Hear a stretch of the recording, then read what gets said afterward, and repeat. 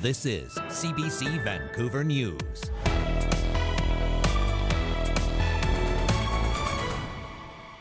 Some cars empty, some cars containing gypsum. A freight train derails outside of Kamloops, some cars leaking directly into a lake. Plus, because of the airport zoning regulations, you can build up to 150 feet, 15 stories. Right over there, you can build as high as you want. decades-old airspace rules are in the way of Langley's attempts to meet housing quotas. Also, I know it's so easy to take money. Money is a big thing in this world today, but that fish means more to me than that. renewed pressure on the feds to get rid of open pen fish farms.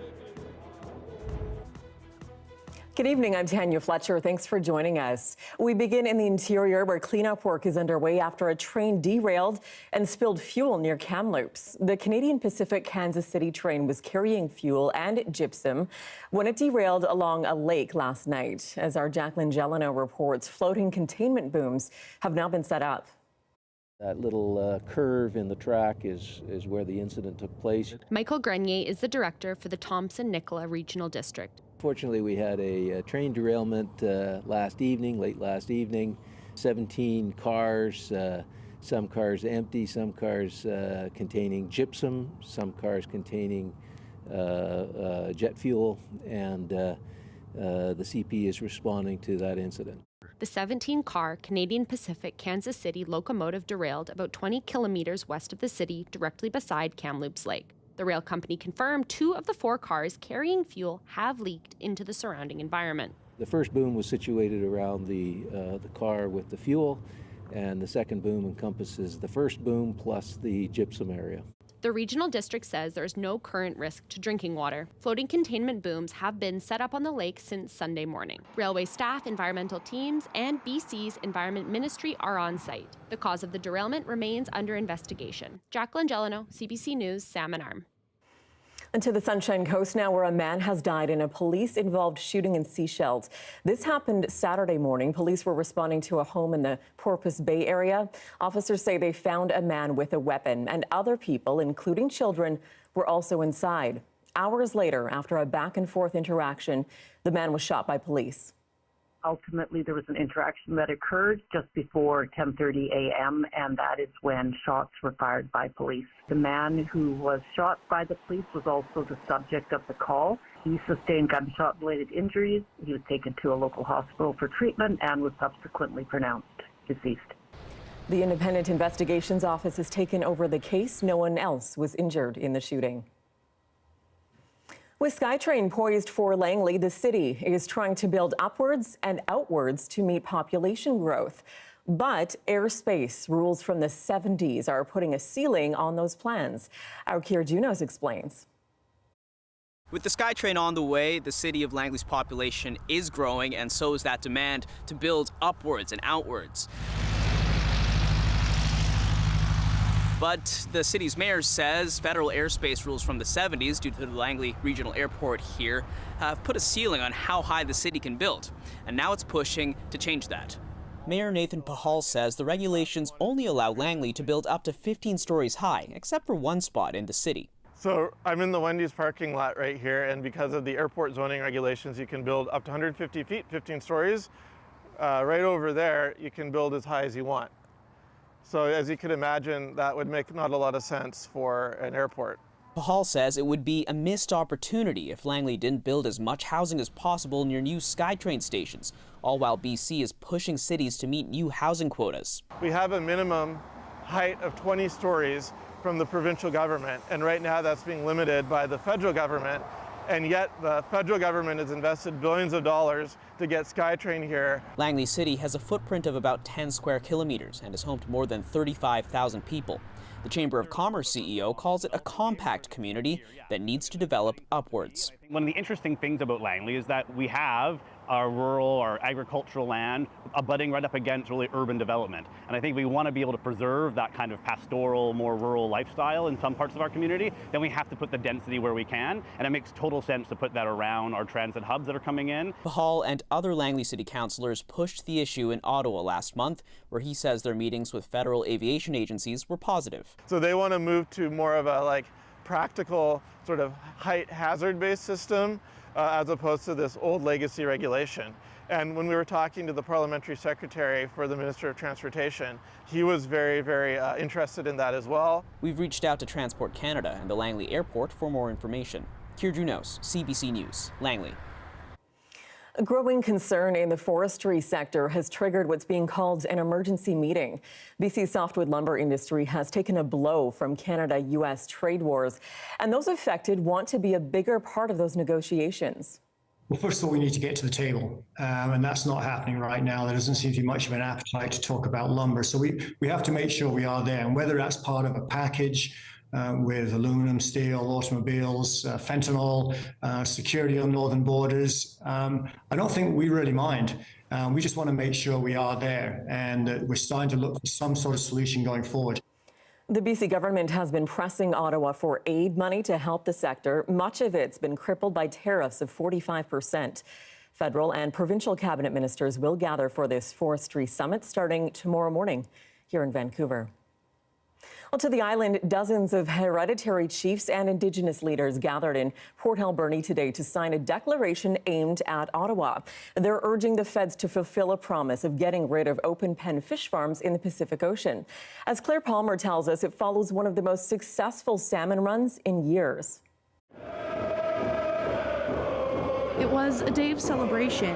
Hereditary chiefs and Indigenous leaders traveled from as far as California to be in Port Alberni on Sunday. They've signed a declaration outlining their intent to protect wild salmon from what they say is the continued threats of open net pen fish farms. We're all together. We need to be one. We don't need this fish farm stuff to separate us. I know it's so easy to take money. Money's a big thing in this world today, but that fish means more to me than that. The previous federal government had committed to phasing out open pen fish farms by 2029. But these leaders say there's been no direct confirmation from the current Department of Fisheries and Oceans about the plan to fulfill that promise.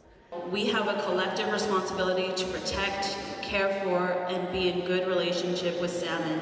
The declaration is inspired by what they say is a sacred duty to protect salmon, which Terry Dorward with the Clawet Nation says is being put at risk by the continued use of open pen fish farms. We've seen the devastation and the complete collapse of wild salmon, and there are many reasons for that. Climate change, but what we can change is the removal of the open net fish farms. You know, our people took on fish farms thinking that it was going to be beneficial to our people, and we're finding out that it's causing much harm to our coastal communities. Don Svenik is a hereditary chief with the Namgis Nation. He says fish have returned to the rivers this year in one of the best salmon runs in decades, something he attributes to the scaling back of fish farms. You know what I might do this week or maybe next week? I'm going to smoke about 20 sockeye. You know, that's been said very seldomly in the past 20 years. You know, been able to say that about 4 times. 5 times in the last 20 years, haven't been able to smoke some sockeye. The group says the declaration will be shared with the Fisheries Minister after other First Nations have been offered the chance to sign.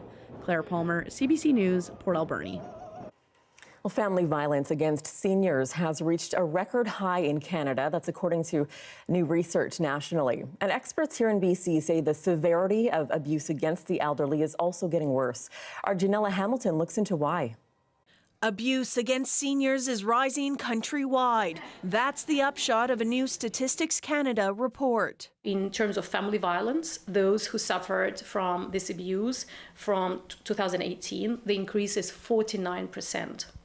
And in intimate partner violence of those who are 55 plus, increases 44% until 2024. Part of the report reveals over the last 6 years, family violence against seniors, especially older men, has surged by more than 60%. In 2024, senior victims of family violence were most often victimized by their adult children, while around 1 in 4 was victimized by a spouse or another type of family member. All these circumstances right now, the shortages in housing, housing market and opportunity, so lacking opportunities for adult children simply go and live separately.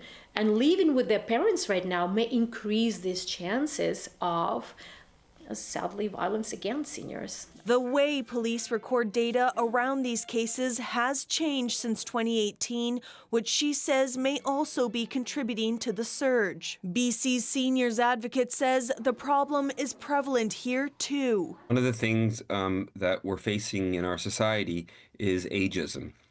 And the idea that a senior may not be as valuable to society as other people are. Seniors First BC says compared to pre-COVID times, its abuse and information line is receiving about 3,000 more calls year over year. And when it comes to who's calling, the organization says it's both seniors and caregivers. Emotional abuse increased by 24%, so that includes intimidation, threats, gaslighting, and physical abuse, increased by 85%. She says the severity of abuse against seniors is also getting worse. We heard some pretty shocking accounts of children mentioning that they wanted to kill their parents. Some want to see a separate report conducted examining violence specifically against seniors to better understand the roots of abuse and how to prevent it. Janella Hamilton, CBC News, Burnaby. A retired BC truck driver has been hit with a big bill for a vehicle that he sold months ago. Experts say it could happen to almost any private seller in provinces that have not fixed a certain loophole. The CBC's Rosa Marcatelli from our Go Public team shows us how a car lover got dinged. Yeah, you can see we're a little bit into the car culture. Daryl Nash is a car guy. He's bought and sold plenty of vehicles over the years. The last one was in the spring. An aging Acura with more than 300,000 kilometers and a list of mechanical issues. He sold it for $500 cash. Two adult people made a deal, shook hands, signed papers, and transferred money. That should be the end of it. But it wasn't. Months later, Nash says he was blindsided by a towing and storage bill for a vehicle he no longer owned, more than $1,500 by the time he opened it. The SUV had been abandoned on the side of the road and was still registered in Nash's name. The tow truck company pretty much said that, well, we'll just send it to collections and you'll end up paying it because it'll ruin your credit. Because the buyer never registered the vehicle, Nash is still legally responsible for it. What he calls a terrifying loophole in the law that leaves sellers on the hook for fines, towing, even criminal liability. Turns out that loophole is an easy fix if provinces are willing to do it. A lot of provinces have the same gap, as I understand it. It would be a simple fix just to make it a mandatory transfer at the time of sale. A simple fix, yet very few provinces have closed the loophole. Those that have require both the buyer and the seller to register the sale with the province, taking the seller's name off the record and avoiding any confusion. How simple is that? I could totally get behind that, okay? But despite how simple it sounds, Nash's home province of BC and others tell Go Public they aren't planning any changes. I know it looks terrible, but it runs. Nash says he's refusing to pay a bill for a car he no longer owns for a buyer he can't find anymore. Rosa Marcatelli, CBC News, Calgary.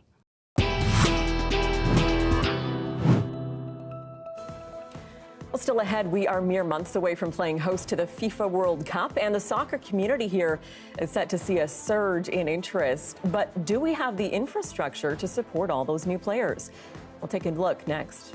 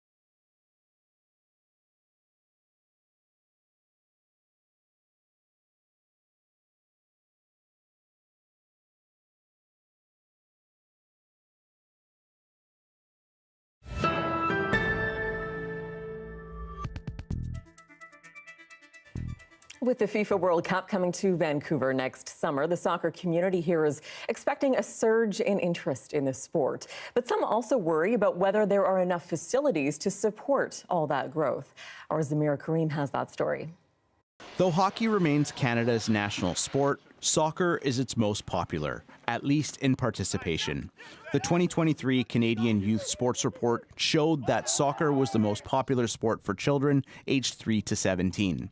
Canada Soccer says there are nearly 1 million participants playing the sport across the country. In BC, more than 122,000 people are registered. And as we close in on next year's World Cup, local soccer clubs have identified a problem. We expect the World Cup to have a significant impact on the growth of the game. And frankly, the problem we have is we have nowhere to put the kids. Stuart Ince is the president of the North Vancouver Football Club. The club has more than 3,500 kids registered for soccer on the North Shore. We have a lack of turf fields. We're cramming kids onto small spaces. We need more turf. And therein lies the challenge, the need for more places to play. Currently, many of the youngest participants are forced to practice on gravel soccer pitches or in small school gyms. We only have so much space for the kids to play on. So we need more turf. It's the only way that we can develop the game. There's close to 1,000 kids who still practice on gravel fields. And though they used to be acceptable to play on, that's no longer the case, according to Steve Kendall, North Vancouver Football Club's senior technical director. It just feels like you're training on a third world sort of facility when you're on gravel. There are currently 6 full-sized turf soccer fields and another 3-quarter-sized field on the North Shore that the club has access to. They say they're working with the local municipalities to try to find more space. The district has been a little more responsive than the city. We have had a reasonably good dialogue with them, but it's hard to get them to invest. Mike Little is the mayor of the District of North Vancouver. In the last number of years, the soccer community has decided they want to push more towards the artificial turf. It's taking us some time to make adjustments there. We've completed 2 artificial turf fields in the last 3 years, and we also did a major upgrade and rebuild of the William Griffin artificial turf field as well. City of North Vancouver Mayor Linda Buchanan declined our interview request for this story. But the district mayor says his municipality is in a challenging location to build more soccer pitches. We're on the side of a mountain here. It's not always easy to find properly drained spaces that can be level throughout the size of a football pitch. And so it's a little bit of a challenge sometimes to convert some spaces over. Other clubs in Metro Vancouver are also seeing an increased interest in their soccer programs as well. Just the population has grown a lot, so just like the roads, like the school system, Surrey's very congested. So are the soccer fields and the sport fields, and all of us sporting groups are feeling it. Jeff Clark is the sporting director of Surrey United Soccer Club. It's one of a handful of youth soccer clubs in Surrey. Surrey United has over 3,000 members, and that number continues to grow. And they're coming up against similar challenges to North Vancouver. You want to have a policy where you don't turn any participants that want to play away. With that brings challenges. Little guys and girls, they're normally in school gyms, and there's not enough school gyms for them with the population growth. So to try and get them outdoors, now you're fighting the inclement weather and the cold temperatures. But Clark says the soccer community in Surrey feels supported by the city. Surrey's been one of the leaders across Canada, coined the city of parks. Mayor and council have really demonstrated that. Some of the facts, Surrey's the fastest growing municipality in Canada, so you can only put so many fields online with the cost of turf fields nowadays. The city of Surrey has 18 artificial turf fields currently in operation. A handful of new turf surfaces are currently under construction. And Surrey United is working with the city to build a new indoor soccer facility at Cloverdale Athletic Park. The new facility replaces an old gravel field and is costing $7 million to build. So this is the site of the new facility. It's also going to be a 100-stall parking lot here. It's taken 3 years, solid years. getting all the permits and proposals approved, and the construction itself will be 10 to 12 months. We're hoping September 1st, 2026, and again, right on the back of a World Cup when all the excitement's at the highest levels, and we can capture it. And Stuart Ince agrees. The legacy left behind by the World Cup creates a great opportunity. We want them to have the best experience that they can, and cramming kids onto the small amount of turf fields that we have is not a great experience. So while adults continue to battle for more places to play, young players are focused on the game at hand. Zamir Karim, CBC News, Vancouver. A wet weekend gave way to some welcome drier weather today. The morning started with that extra hour of sleep, and then look at that, even some sun. After the break, we'll take you to a ceremony joining veterans and youth to honor the fallen. Stay with us.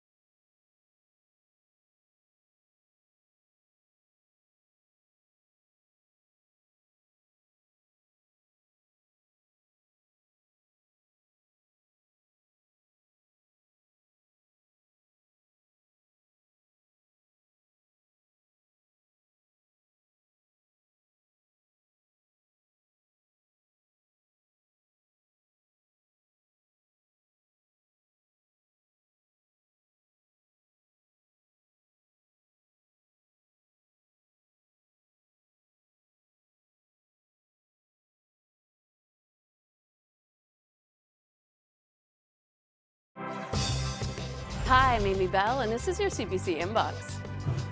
Celebrate Chinese language, identity, and creativity at the Jade Music Festival from November 5th to 8th. Join CBC's Margaret Gallagher for an international collaboration of inspiring sounds and stories. And join CBC's Dan Burrett on November 6th to celebrate the best and brightest at the Surrey and White Rock Business Excellence Awards. For tickets, visit swrbot.com.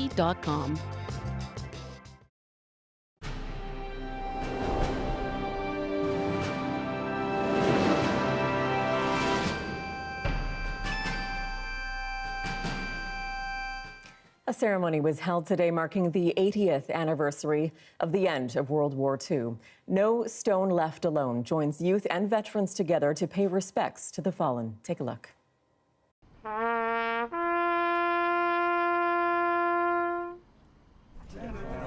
Today, we're at the No Stone Left Alone ceremony, and that's to help mark the 80th anniversary of the end of World War II, and also it's the 15th anniversary of the No Stone Left Alone movement.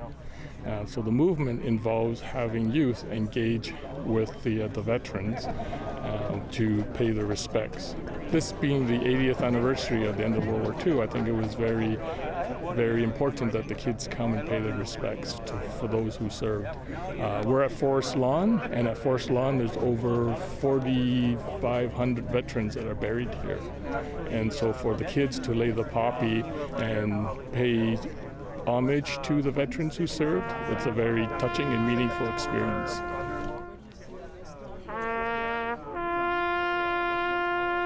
In Flanders Fields, the poppies blow, between the crosses, row on row, that mark our place, and in the sky, the larks still bravely sing fly.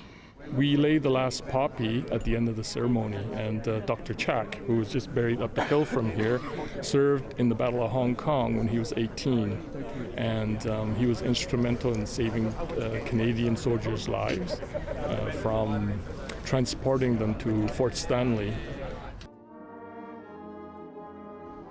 They shall not grow old, as we that are left grow old.